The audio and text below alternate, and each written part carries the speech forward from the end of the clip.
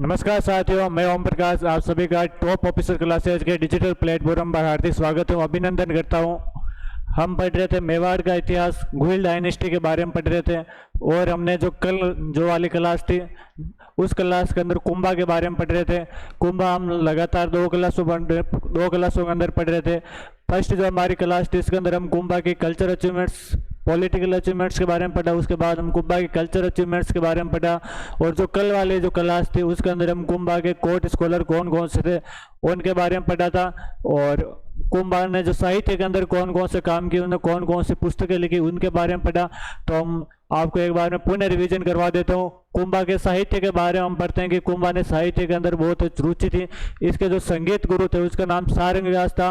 और मैं बात करूं आपके कुंभा की कौन कौन सी पुस्तकें जो संगीत के ऊपर लिखी हुई है, तो इसके अंदर ये पुस्तक हमारी शुद्धा प्रबंध, कामरा रतिसार जिसके 7 भाग थे, संगीत सुधा, संगीत मीमांसा, संगीत क्रम दीपिका, आपके मैं बात करूं संगीत मीमांसा और संगीत राज, ये 5। एक हरित वार्तिक नाम की पुस्तक थी, एक वाद्य प्रबंध नाम की पुस्तक थी। ये हमारी प्रमुख पुस्तकें थी। इसके अंदर मैंने आपको सबसे इंपॉर्टेंट जो पुस्तक बताई थी वो हमारी संगीत राज पुस्तक थी। उस संगीत राज पुस्तक के 5 भाग थे जिनका नाम था पाठ्य रत्न कोश, गीत रत्न कोश, वाद्य रत्न कोश, नृत्य रत्न कोश और रस रत्न कोश। इसके 5 प्रमुख भाग थे। मैं वही बात करूं कुंभा ने कौन कौन सी पुस्तकों के कमेंट लिखी, अर्थात टीका कौन कौन सी पुस्तकों की लिखी। टीका एक तरह से सोर्स नोट्स होते हैं, कौन कौन सी पुस्तकों के लिखे। तो मैं हम बात करते हैं कि जयदेव की पुस्तक थी जिसका नाम था गीत गोविंद, और उस गीत गोविंद पुस्तक की कुंभा कमेंट लिखता है और उसका नाम क्या दिया, हमारे रसिक प्रिय नाम दिया। और इस रसिक प्रिय पुस्तक के अंदर ये है जो हमारे हमेर की हमें एक उपाधि मिलती है, टाइटल मिलता है जिसका नाम था हमारा विषम घाटी पंचानन, जिसका शाब्दिक अर्थ होता है कि कठिन युद्ध में शेर के समान लड़ने वाला। आगे मैं बात करूं आपके दूसरी पुस्तक, उसका नाम था बाण भट्ट की पुस्तक थी चंडी शतक, उसकी कमेंट लिखता है। मैं वही बात करूं आपके संगीत रत्नाकर पुस्तक जो कि हमारे सारंगधर की पुस्तक थी, उसको भी कुंभा क्या लिखता है, कमेंट लिखता है। हम बात करते हैं कि कुंभा 4 भाषाओं का ज्ञाता था, मेवाड़ी, कन्नड़, संस्कृत और हमारी मेवाड़ी भाषा का क्या था, ज्ञाता था।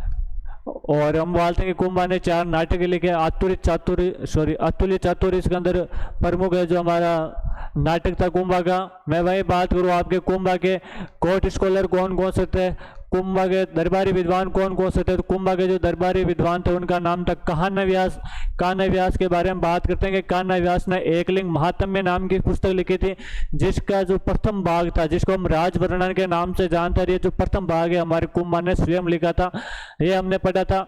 मैं वही बात करूं आपके आगे, तो इसका एक और दरबारी विद्वान था जिनका नाम था मेहाजी।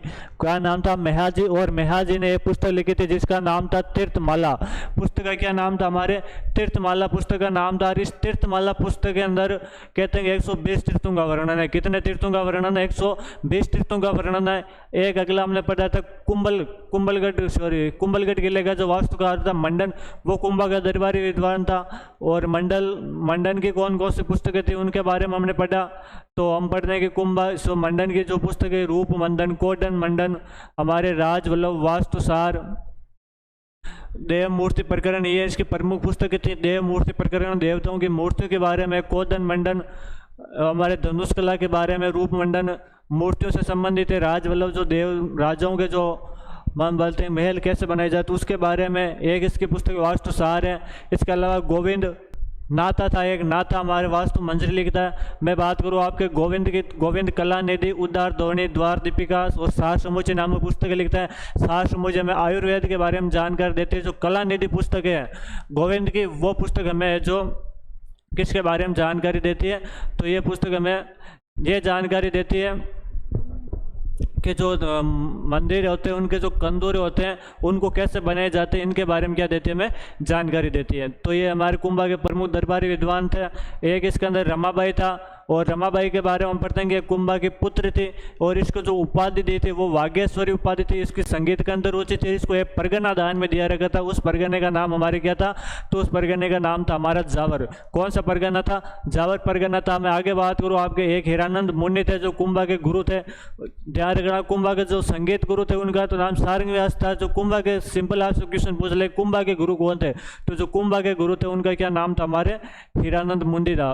तो ये हमारे कुंभा के प्रमुख है जो दरबारी विद्वान हुए। कुंभा के टाइटल्स के बारे में हमें पढ़ा, कुंभा के टाइटल कौन कौन से थे। तो एक कुंभा का अभिनव भट्टाचार्य, अभिनव भारत या अभिनव भट्टाचार्य, इसको नव्य भारत, ये उपाधि कुंभा को संगीत के कारण दी हुई थी। एक आपके धीमान उपाधि थी कुंभा की, इस उपाधि ये कुंभा को जो बुद्धिमत्ता कार्य करने के लिए दी हुई थी। मैं आगे बात करूँ, आपके कुंभा की एक और उपाधि थी जिसका नाम था हमारे आपके हाल गुरु, चाप गुरु। चाप गुरु धनुष्कल विद्या के कारण और चाप गुरु पहाड़ी इलाकों के कारण। और हिंदूपत पे इसको एक उपाधि दी थी, और हम बोलते हैं कि जो हिंदूपत उपाधि है वो मुस्लिम राज्यों को हराने के लिए दी हुई थी। ये इसको उपाधि थी। एक वीणा वादन उपाधि थी। वीणा वादन हम बोलते हैं कि ये वीणा बजाया था, इसके लिए इसको उपाधि दिया करती थी। और मैं इसकी एक और उपाधि आती है जिसका नाम था परम भागवत। ये उपाधि है जो कुंभा को, ये हम बोलते हैं कुंभा है जो विष्णु भगवान का भक्त था, इसके लिए इसको ये क्या दी हुई है, उपाधि दी हुई है। तो ये हमारे कुंभा के प्रमुख जानकारी हमने पढ़ी। इसके बाद हम पढ़ जाए कुंभा का जो बेटा था जिसका नाम था उद्दा, वो कुंभलगढ़ किले के अंदर मामादेव कुंड के सामने कुंभा की क्या कर देता, हत्या कर देता है। तो और कुंभा की हत्या जो उसके बेटे उदा द्वारा की गई थी। तो ये हमारा कुंभा यहाँ पर कंप्लीट होता है। आज हम कुंभा से आगे बढ़ेंगे कुंभा के बारे में। तो चलिए शुरुआत करते हैं आज की क्लास से। और आज हम पढ़ेंगे कुंभा से आगे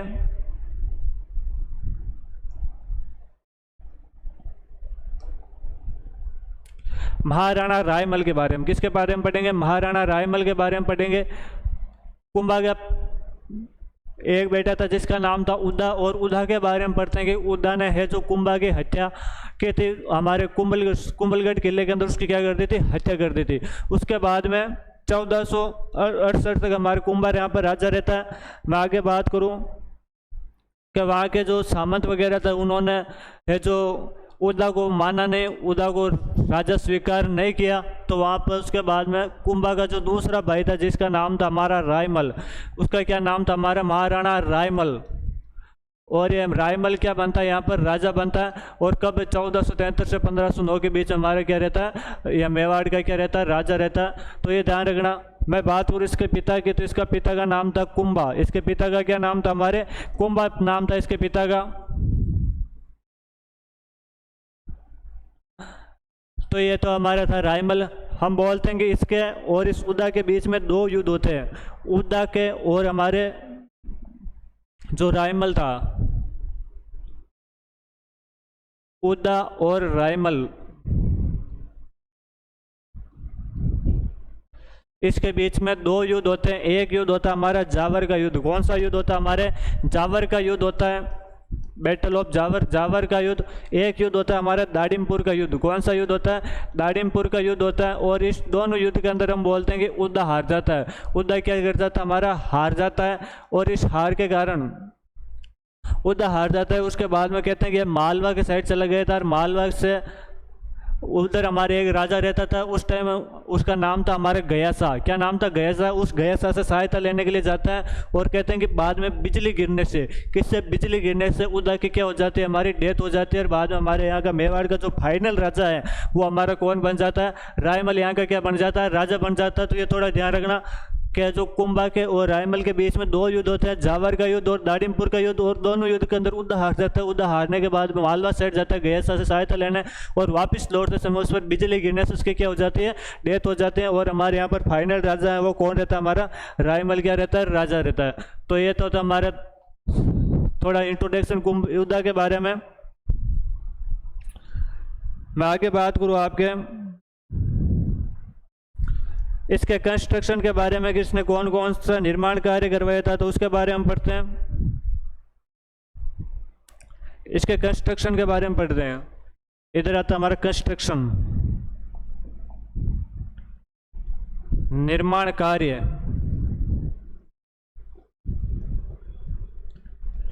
निर्माण कार्य के अंदर एक नंबर हमारा आता है कि हमने फर्स्ट क्लास के अंदर पढ़ा था कि जो एकलिंग जी मंदिर है, एकलिंग जी का जो मंदिर है, उस मंदिर का निर्माण किसने करवाया था, तो इसका निर्माण करवाया था बप्पा रावल ने। किसने निर्माण करवाया था, बप्पा रावल ने इसका निर्माण कराया था। मैं वही बात करूं आगे, तो हम बोलते हैं कि एक आता है हमारा महाराणा मोगल के बारे में पढ़ा था। और महाराणा मोगल है जो इस हमारे एकलिंग जी के मंदिर का क्या बनाता, रेम पार्ट बनाता, चार दीवारी इसका क्या कराता, निर्माण करा था, परकोटा यहाँ पर क्या करा था, बना था। मैं वही बात करूँ उस एकलिंग जी के मंदिर की। किसकी बात करते हैं हम? एकलिंग जी के मंदिर की बात करते हैं। तो ये एकलिंग जी के मंदिर का जो हमें प्रेजेंट फॉर्म है, एकलिंग जी का मंदिर जैसा हमें आज दिखता है, वो यदि उसका निर्माण यदि किसी ने करवाया तो वो हमारा कौन था? वो कौन था हमारा? तो उसका निर्माण वो करवाने वाला हमारा रायमल था। तो ध्यान रखना है, रायमल जो एकलिंग जी का मंदिर जो हमें वर्तमान स्वरूप यदि किसी ने दिया है तो वो कौन है? हमारा रायमल है। तो ध्यान रखना, एकलिंग जी के मंदिर का वर्तमान स्वरूप, एकलिंग जी के मंदिर का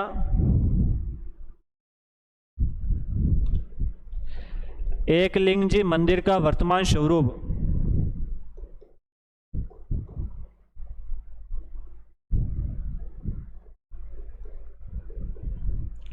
वर्तमान स्वरूप यदि किसी ने दिया है तो वो हमारा कौन था? हमारा कुंभा था। कौन था? कुंभा था। तो कुंभा को है जो हमारे एकलिंग जी मंदिर का क्या दिया था? वर्तमान स्वरूप दिया था। ये हमने कुंभा के इसके कंस्ट्रक्शन के बारे में पढ़ते हैं। और इसके कंस्ट्रक्शन में हम आगे बात करें तो ये चित्तौड़गढ़ के अंदर एक और मंदिर का निर्माण करा था जिसका नाम था हमारे अद्भुत जी का मंदिर। मंदिर का क्या नाम था? हमारे अद्भुत जी का मंदिर।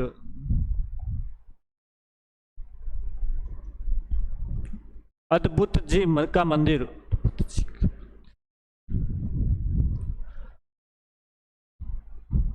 और हमारे वालों से ये अद्भुत जी थोड़ा नाम लेने के अंदर थोड़ी कठिनाई थी, तो हमारे ये वाला अद्भुत जी तो नाम लेते नहीं थे, इसको एक दूसरा नाम ले दिया था जिसका नाम था अद्भुत जी। तो ध्यान रखना, अद्भुत जी का मंदिर भी बोलते थे। अद्भुत जी या अद्भुत जी मंदिर का जो निर्माण है वो किसने करवाया था? हमारे रायमल जी ने करवाया था। मैं आगे इसके कंस्ट्रक्शन के बारे में बात करूं तो आगे हमारे आता है कि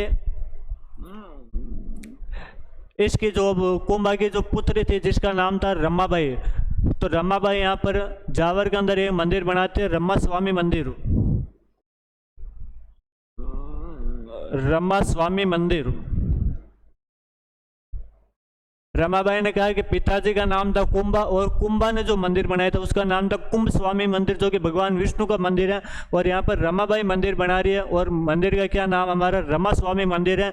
हम बोलते हैं कि ये जो मंदिर है ये जावर में बनाया हुआ है। कहाँ पर बनाया हुआ है? जावर में बनाया हुआ है। और हमने पहले भी पढ़ा था कि जो रमाबाई को है जो कौन सा परगना दिया था, तो इसको जावर परगना दिया था। और उसी के अंदर ये कौन से मंदिर का निर्माण कराती है? आपके रमा स्वामी मंदिर का निर्माण कराते हैं। हम बात करते हैं ये मंदिर है किसका? तो ये मंदिर है हमारे भगवान विष्णु का। किसका मंदिर है? भगवान विष्णु का ये मंदिर है। ये थोड़ा आप ध्यान रखना। मैं आगे बात करूं कुंभा के कंस्ट्रक्शन कार्य के बारे में कि कुंभा ने किस किस का निर्माण और किसने का निर्माण करवाया था। तो इस कुंभा की एक रानी थी जिसका नाम था श्रृंगार कंवर। रानी का क्या नाम था? हमारा श्रृंगार कंवर। श्रृंगार कंवर नाम हमारे पहले भी आ चुका है, याद करो। मैंने आपको बताया था आवड़ बावड़ की संधि, और आवड़ बावड़ की संधि के अंदर मैंने आपको बताया था कि जो जोधा है उसकी जो पुत्र जिसका नाम था श्रृंगार कंवर, उसका विवाह है जो किसके साथ किया गया? कुंभा के बेटे के साथ किया गया था जिसका क्या नाम था? रायमल नाम था। ये वही रायमल है जिसका विवाह श्रृंगार कंवर के साथ हुआ। और यह यहाँ पर गोसुंडी के पास में एक बावड़ी बनवाते हैं और वहाँ पर अभिलेख लगाती है और उसको हम गोसुंडी अभिलेख के नाम से जानते हैं। किसके नाम से जानते हैं? गोसुंडी अभिलेख से नाम से जानते हैं।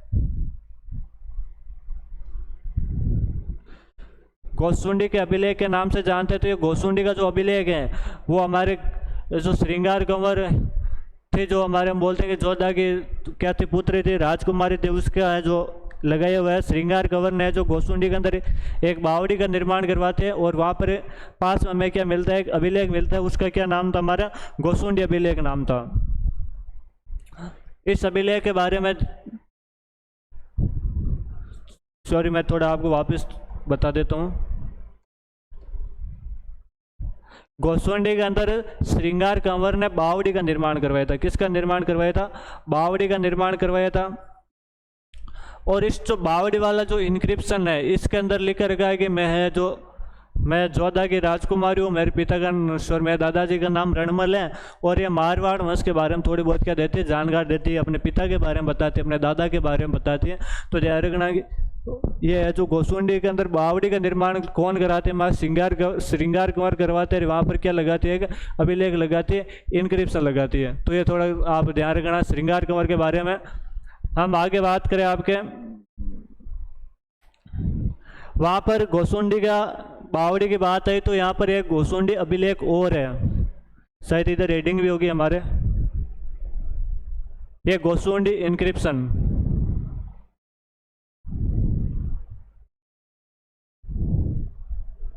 गोसुंडी इनक्रिप्शन या गोसुंडी अभिलेख।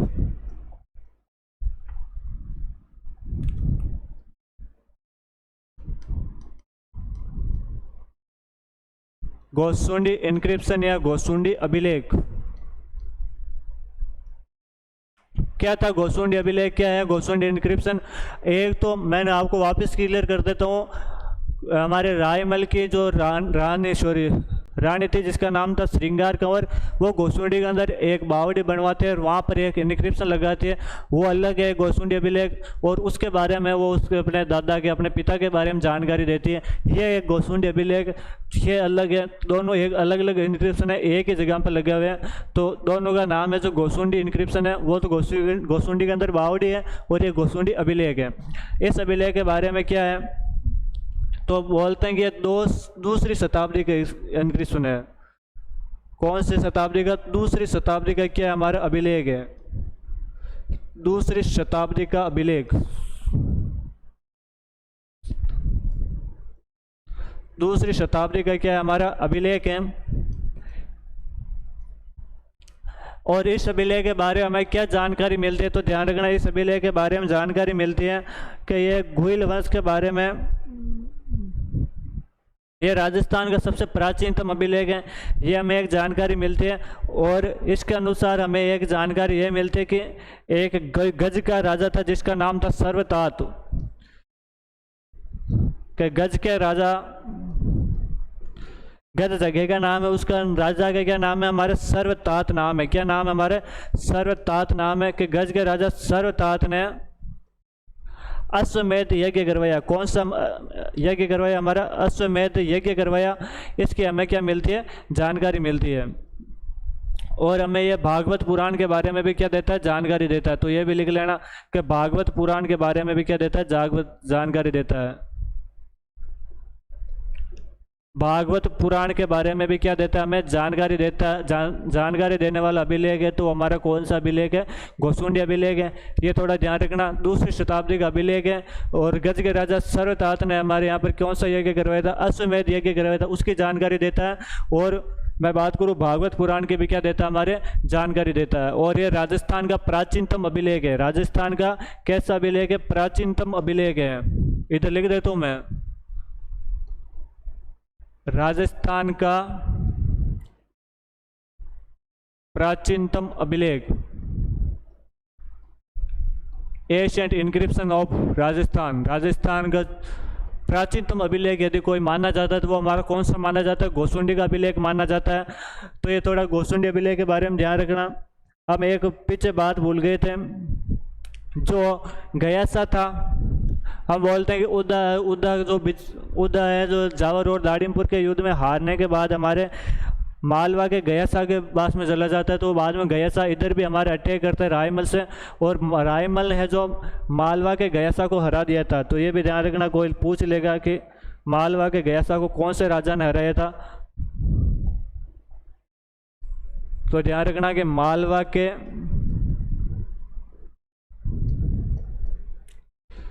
गयासा को हराया।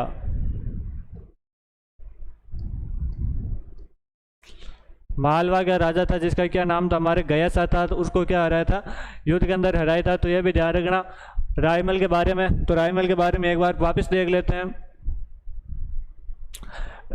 रायमल का टाइम पीरियड वो 1473 से 1509 के बीच में रहते थे। इसके पिता का नाम कुंभा था।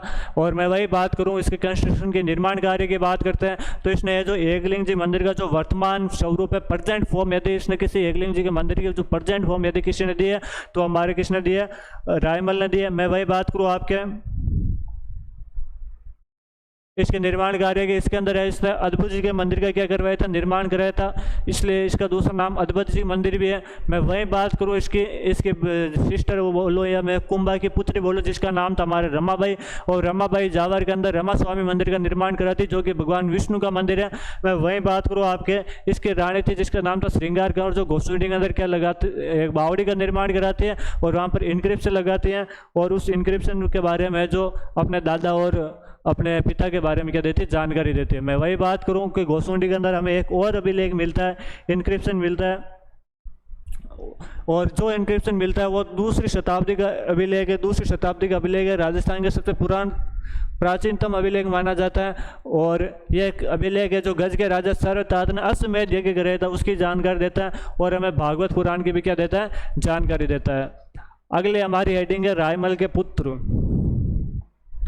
अगली हेडिंग क्या हमारी, रायमल के पुत्र।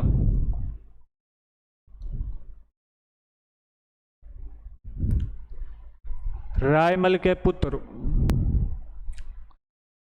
रायमल के 3 पुत्र थे। कितने पुत्र थे हमारे, 3 पुत्र थे रायमल जी के। तीनों पुत्रों के बारे में पढ़ते हैं। रायमल के कितने पुत्र थे, तो हमारे रायमल जी के कितने पुत्र थे, 3 पुत्र थे। मैं पहले बात करूं आपके तो एक पुत्र था जिसका नाम था पृथ्वीराज। एक पुत्र जिसका क्या नाम था, हमारे पृथ्वीराज नाम था।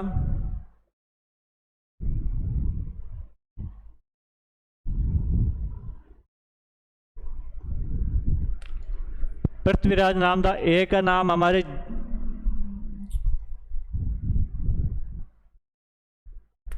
एक का नाम था हमारा सांगा। क्या नाम था, महाराणा सांगा। जो नेक्स्ट राजा हम पढ़ेंगे वो थे हमारे, एक तो हमारा मैं बात करूँ पृथ्वीराज था, एक हमारा सांगा था, एक और था जिसका नाम था जयमल। इनका एक पुत्र और था जिसका क्या नाम था, हमारा जयमल नाम था, जयमल। और इसमें अगला राजा कौन बनता है उसके बारे में हम पढ़ेंगे, थोड़ा डिस्कस करेंगे। तो हम पहले बात करते हैं पृथ्वीराज के बारे में। किसके बारे में बात करेंगे, पृथ्वीराज के बारे में।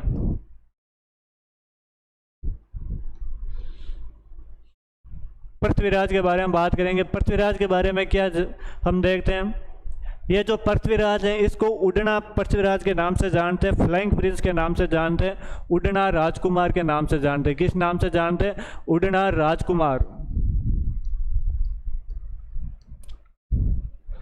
फ्लाइंग प्रिंस के नाम से जानते हैं इसको, उड़ना राजकुमार के नाम से जानते हैं। और इसको ये नाम क्यों दिया गया, तो हम बोलते हैं ये है जो युद्ध करने की इसकी जो टेक्निक थी वो बहुत फास्ट थी, और एक दिन में वो वही जगह पर युद्ध कर लिया करता था, इसलिए इसको क्या नाम दिया गया, हमारे उड़ना राजकुमार नाम दिया गया था।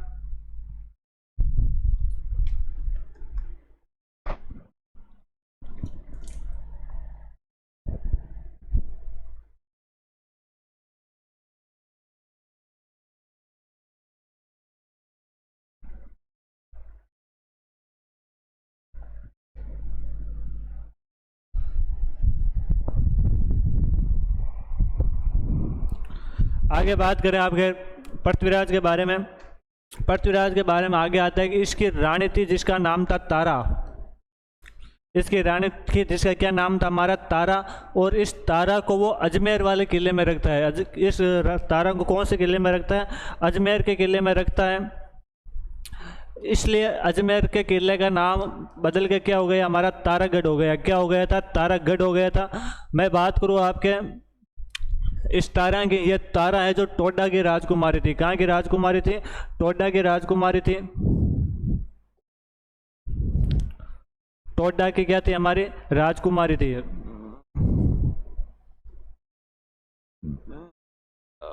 टोडा की राजकुमारी थी। और उड़ना राजकुमार, और इसको कहाँ पर रखा था, अजमेर का जो अजय राज ने किला बनाया था हमारा, जिसको हमें जो तारागढ़ के अजमेरुगढ़ या अजमेरगढ़ के किले के नाम से जानते थे। उसको बाद में से यहाँ पर तारा रहते थे, इसलिए इस किले का नाम बदल कर क्या हो गया, हमारा तारागढ़ हो गया था। तो ये ध्यान रखना। मैं आगे बात करूँ इसके पृथ्वीराज के बारे में, तो पृथ्वीराज के बारे में अगला आता है हमारा कि पृथ्वीराज की एक बहन थी, उस बहन का नाम था हमारे आनंदाबाई। क्या नाम था, हमारा आनंदाबाई नाम था। मैं बात करूँ इसके बहन की, तो इसकी बहन का क्या नाम था? हमारे आनंदाबाई था।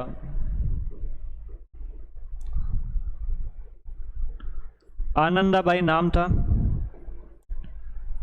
और इस आनंदाबाई का जो विवाह है, मैं बात करूं आनंदाबाई के विवाह की, जो आनंदाबाई का जो विवाह है वो हमारे सिरोही के एक राजा के साथ हो रखा था जिसका नाम था जगमाल देवड़ा।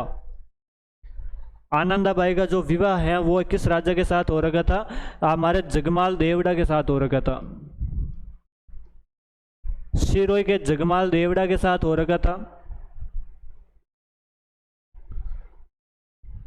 सिरोही का राजा था हमारा जगमाल देवड़ा। कहाँ का राजा था? सिरोही का राजा था। इसके साथ इस आनंदाबाई का क्या हो रखा था? विवाह हो रखा था। और ये जगमाल देवड़ा आनंदाबाई को परेशान करता था। एक बार इस जगमाल देवड़ा को मनाने के लिए पृथ्वीराज गया था, और बाद में कहते हैं कि इस जगमाल देवड़ा ने जो पृथ्वीराज को है जो जहर के लड्डू दे दिए थे, और वो लड्डू खाने की वजह से हमारे इस पृथ्वीराज की क्या हो जाती है? डेथ हो जाती है। तो ध्यान रखना कि इस पृथ्वीराज की जो डेथ कैसे हुई, तो इसके जो इसका मैं बात करूँ जीजा या बहन हुई, जगमाल देवड़ा इसको जहर के लड्डू दे देता है, जिसके कारण इसकी क्या हो जाती है? डेथ हो जाती है। बाद में इसको कुंभलगढ़ किले में लाया गया और कुंभलगढ़ किले के अंदर इसकी छतरी बनी हुई है। तो ध्यान रखना, जो हमारा पृथ्वीराज उड़ना राजकुमार पृथ्वीराज, इसकी छतरी कहाँ है? तो इसकी जो छतरी है,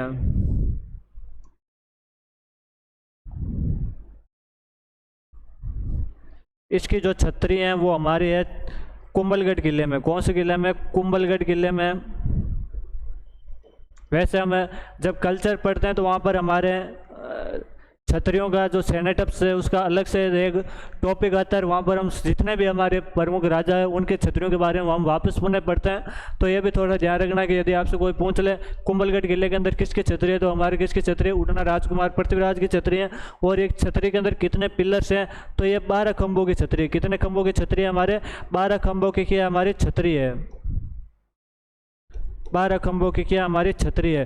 तो ध्यान रखना, 12 खंभों की छतरी किसकी है कुंभलगढ़ किले के अंदर? तो किसकी? हमारे उड़ना राजकुमार पृथ्वीराज की क्या है? ये छतरी है। तो ये थोड़ा देख लेना।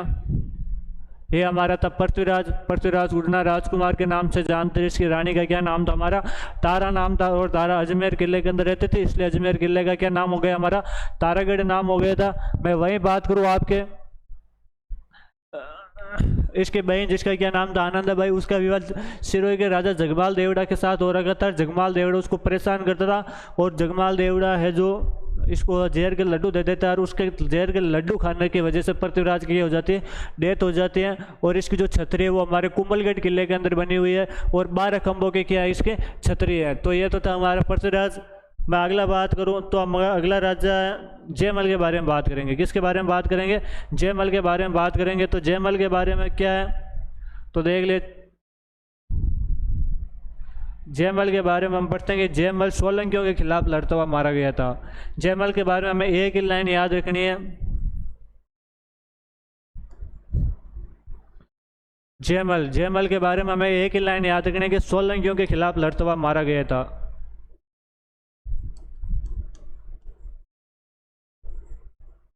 सोलंकियों के खिलाफ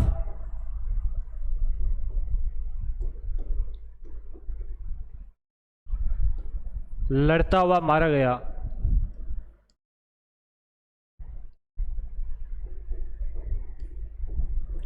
सोलंकियों के खिलाफ लड़ता हुआ मारा गया। तो वो हमारा जयमल था। सांगा का दूसरा हमारे में बात करूँ कुंभा का दूसरा बेटा जिसका क्या नाम था? जयमल नाम था, और वो सोलंकियों के खिलाफ क्या लड़ता हुआ मारा गया था। तो ये तो इसके 2 हुए। अगला मैं इसके बात करूँ सांगा के तीसरा बेटा क्या था? जिसका क्या नाम था? सांगा था। और हमारा अगला राजा भी क्या है? सांगा है, महाराणा सांगा। महाराणा सांगा के बारे में देखते हैं।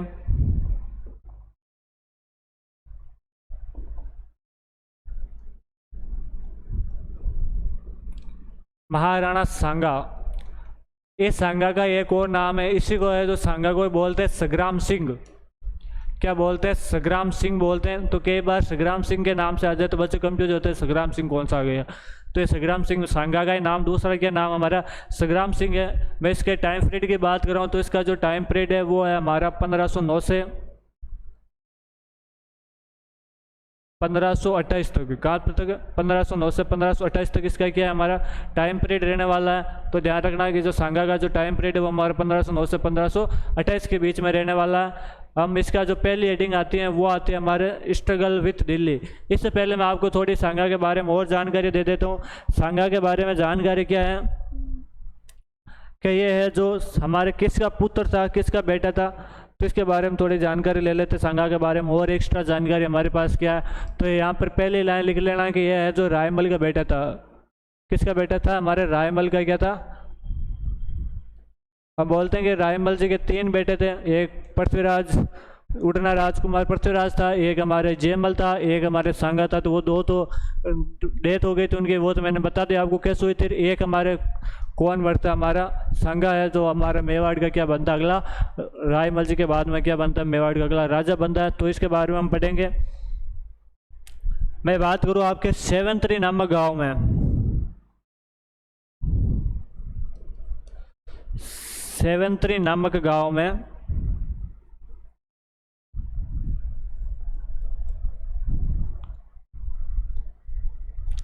एक बंदा था जिसका नाम था बिद्दा जेतमालोत।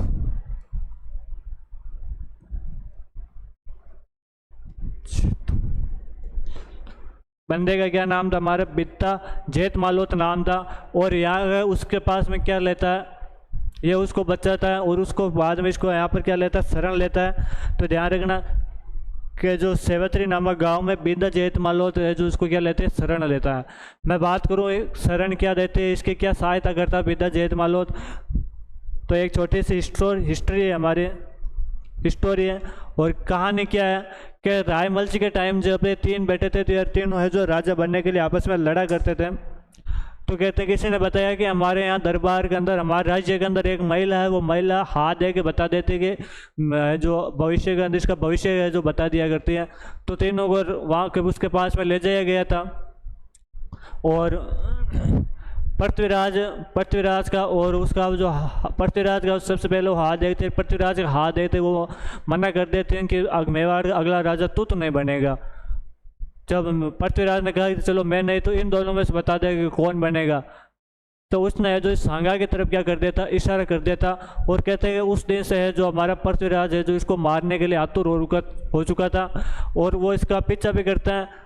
और उस टाइम हम पर हमारे बिद्दा जेतमालोत था जो सेवत्री नामक गांव था, उसके अंदर इसकी क्या करता है, पृथ्वीराज से क्या करता है, इसकी सहायता करता है। तो ध्यान रखना। और बाद में कहते हैं कि यहाँ जेतमालोत के पास में पृथ्वीराज आता भी है, इससे पूछता है और ये बिद्दा जेतमालोत है वो है जो उसका सही से पता नहीं बताता, सांगा का पता नहीं बताता। और कहते हैं कि बिद्दा जेतमालोत सांगा के लिए पृथ्वीराज से लड़ा था और उसके बाद में ये जब वीर गति को प्राप्त हो गया तब तक सांगा बहुत आगे चला गया था। तो ये थोड़ा ध्यान रखना। जो है पृथ्वीराज उड़ना राजकुमार पृथ्वीराज था जो सांगा का भाई था, उससे है जो बिद्दा जेतमालोत उसकी क्या करता है, रक्षा करता है, उसके खिलाफ उसकी क्या करता है, सहायता करता है। तो ये थोड़ा ध्यान रखना। और इसके बारे में एक पंक्ति भी कहा जाती है कि जैत मालोत जूंजियान करवाला कटे, जैत मालोत तल जूंजियान करवाला कटे, सांगो भोगे चित्रकूटन सर विदा सटे। तो ये इस पंक्ति भी कही जाती है इसके आपके जैत मालोत के बारे में कि जैत मालोत का जब सर कटा था तब है जो सांगा को क्या मिला था, चित्तौड़ मिला था, मेवाड़ मिला था। यहाँ से मैं बात करूँ तो यहाँ से वो आगे चला जाता है। अजमेर के पास हमारे एक गाँव पड़ता है जिसका नाम था श्रीनगर। गाँव का क्या नाम था हमारा, श्रीनगर। श्रीनगर ये वो नहीं है भाई जो आप समझ रहे हो, ये अजमेर के पास में एक जगह है श्रीनगर। और यहाँ पर आता है, यहाँ पर एक बंदा था जिसका नाम था करमचंद पंवार। बंदे का क्या नाम था, हमारा करमचंद पंवार था। और उस करमचंद पंवार के पास में सांगा आके क्या लेता है, हमारा शरण लेता है। तो ध्यान रखना, करमचंद पंवार के बाद में यहाँ पर क्या लेता है, शरण लेता है। यहाँ पर काफ़ी टाइम रुका था। और जब जैसे ही सांगा को पता चला कि पृथ्वीराज और जयमल की डेथ हो चुकी है, उसके बाद में सांगा यहाँ से चित्तौड़ जाता है और वहाँ पर क्या बनता है, अगला है जो मेवाड़ का क्या बनता है, राजा बनता है। तो ये थोड़े आप थोड़ा ध्यान रखना कि ये रायमल का बेटा था, सेवत्री नामक गाँव में बिद्दा जेतमालोत ने इसकी सहायता की थी। और श्रीनगर के अंदर करमचंद पंवार ने सांगा को क्या दी थी, सहायता दी। काफ़ी टाइम यहाँ पर रुकता है। इसके बाद में हम पढ़ते हैं अगला। इसके बाद में आता है स्ट्रगल विथ दिल्ली, दिल्ली के साथ संघर्ष। दिल्ली के साथ में इसका क्या स्ट्रगल था, दिल्ली के साथ में इसका क्या संघर्ष चल रहा था, तो उसके बारे में हम चर्चा करते हैं। तो चलिए स्टार्ट करते हैं। दिल्ली के साथ क्या संघर्ष चल रहा था, तो दिल्ली की मैं बात करूं तो जब यह राजा बना था तो दिल्ली का जो राजा था उसका नाम था सिकंदर लोदी। क्या नाम था हमारा, सिकंदर लोदी नाम था। सिकंदर लोदी वही है, वही दिल्ली का राजा है और जिसने क्या बसाया था, हमारा आगरा बसाया था। तो सिकंदर लोदी यहाँ का क्या हमारा शासक है। तो ध्यान रखना, जब सांगा हमारे मेवाड़ का राजा बनता है तब इस यहाँ आपके यहाँ का जो शासक है, हम दिल्ली के शासक की बात करें तो दिल्ली का शासक कौन है, हमारा सिकंदर लोदी यहाँ का शासक है। मैं वही बात करूँ आपके आगे, और इसका जो संघर्ष किसके साथ चल रहा था, इसका संघर्ष किसके साथ चल रहा था, तो उसके बारे में पढ़ रहे थे कि इसका जो संघर्ष है वो सिकंदर लोदी का बेटा था जिसका नाम था इब्राहिम लोदी। बेटे का क्या नाम था हमारा, इब्राहिम लोदी। इब्राहिम लोदी नाम था और इसके साथ क्या था, इसका संघर्ष चल रहा था। तो ध्यान रखना, जब सांगा राजा बना तब दिल्ली का जो राजा था या दिल्ली का जो शासक था वो था हमारा कौन था, हमारा सिकंदर लोदी था। और मैं बात करूँ कि सांगा का जो संघर्ष किसके साथ चल रहा है, अर्थात इसके युद्ध किसके साथ हुए, तो सिकंदर लोदी का बेटा जिसका क्या नाम था हमारा इब्राहिम लोदी, इसके साथ क्या होता है, इसके संघर्ष चल रहे थे। कौन कौन से युद्ध हुए उनके बारे में हम थोड़ी डिस्कस कर लेते हैं। तो हम बात करेंगे इब्राहिम लोदी के और सांगा के बीच में दो युद्ध होते हैं। कितने युद्ध होते हैं हमारे, दो युद्ध होते हैं। एक युद्ध होता है हमारा खातौली का युद्ध, बैटल ऑफ खातौली, अर्थात खातौली का युद्ध, खातौली का युद्ध।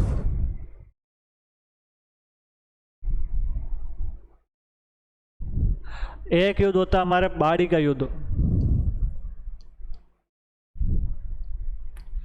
खातौली का युद्ध और बाड़ी का युद्ध, दो युद्ध होते हैं, खातौली और बाड़ी। खातौली की मैं बात करूं तो खातौली वाला जो युद्ध होता है वो होता है हमारा 1517 के अंदर युद्ध होता है ये।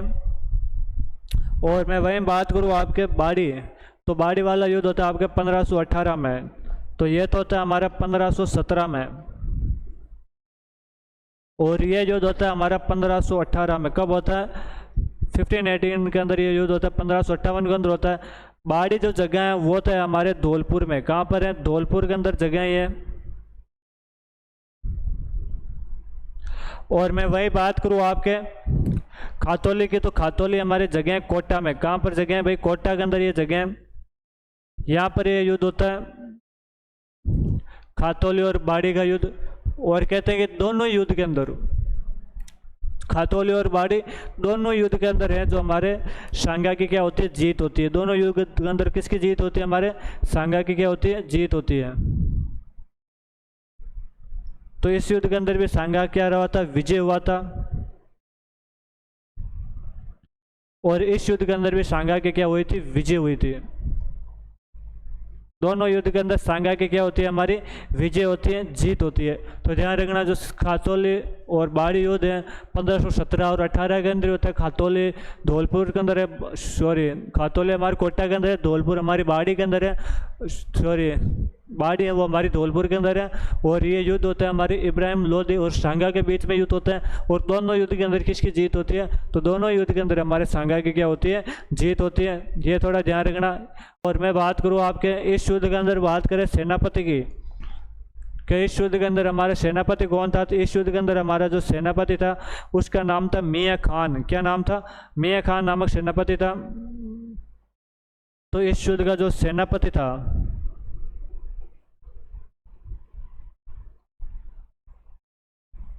उसका नाम था मियाँ खान।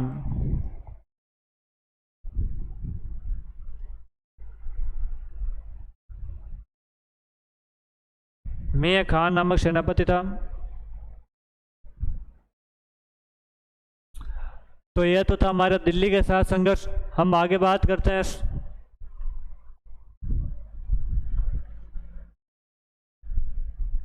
सांगा, और सांगा का अगला आता है हमारा स्ट्रगल विथ मालवा, अर्थात मालवा का युद्ध, मालवा के साथ संघर्ष।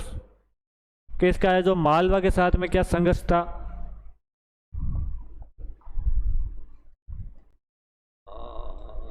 मालवा के साथ संघर्ष।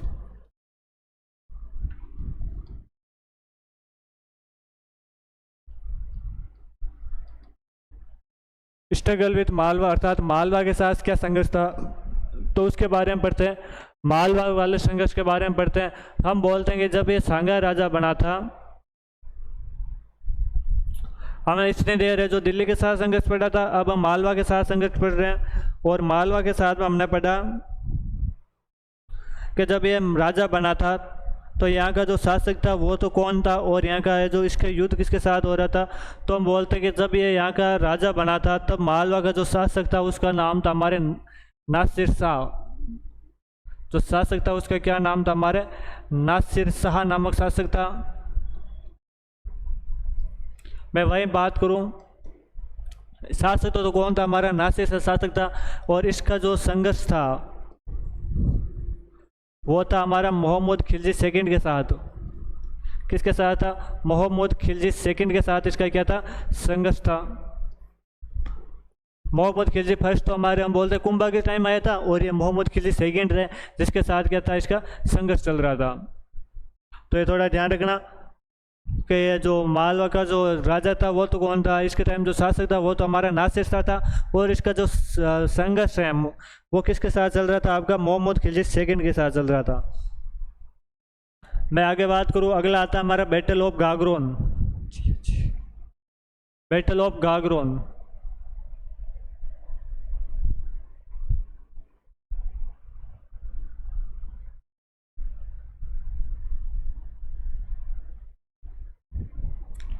बैटल ऑफ गागरोन और गागरोन का युद्ध।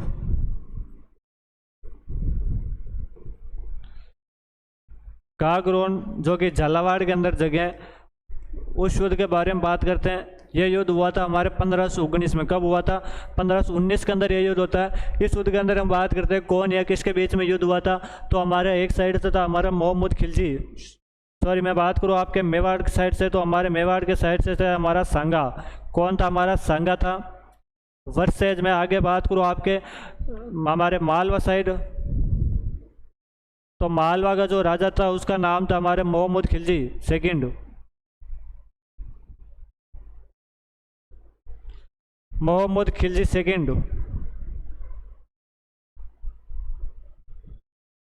मोहम्मद खिलजी सेकंड के भी साथ इसका क्या होता है? युद्ध होता है। और इस युद्ध के बारे में बात करें तो इस युद्ध में जो किसकी विजय होती है उसके बारे में बात करते हैं।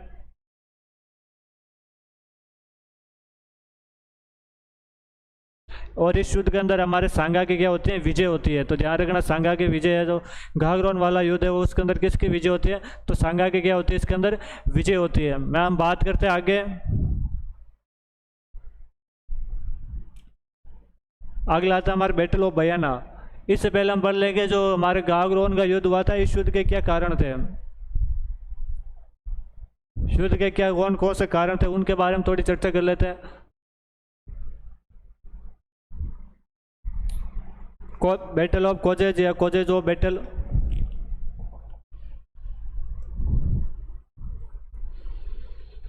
युद्ध के कारण, एक कारण तो मैंने आपको फिक्स बताया था जो कि हमारे फिक्स रहने वाला ही है। पहला था कि हमारा साम्राज्यवादी नीति। दोनों है जो अपने साम्राज्य का क्या करना चाहते थे? विस्तार करना चाहते थे। हमारे राज्य का क्या करना चाहते थे? विस्तार करना चाहते थे। तो पहला तो हमारे एक ही कारण है कि साम्राज्यवादी क्या था? विस्तार था। मैं बात करूं एक इस युद्ध का प्रमुख कारण था, वो था एक जगह पड़ती है हमारे मालवा साइड, उसका नाम हमारा चंदेरी। जगह का क्या नाम? हमारा चंदेरी। और चंदेरी का जो शासक था उसका नाम था मेदिनी राय। क्या नाम था हमारा? मेदिनी राय नाम था। चंदेरी का मेदिनी राय इस युद्ध का क्या था? एक प्रमुख कारण था। और हम बात करते हैं कि यह है जो हमारे जो मोहम्मद खिलजी सेकंड था इसका क्या था? विद्रोह था। मोहम्मद खिलजी सेकंड का क्या था? हमारा विद्रोह था।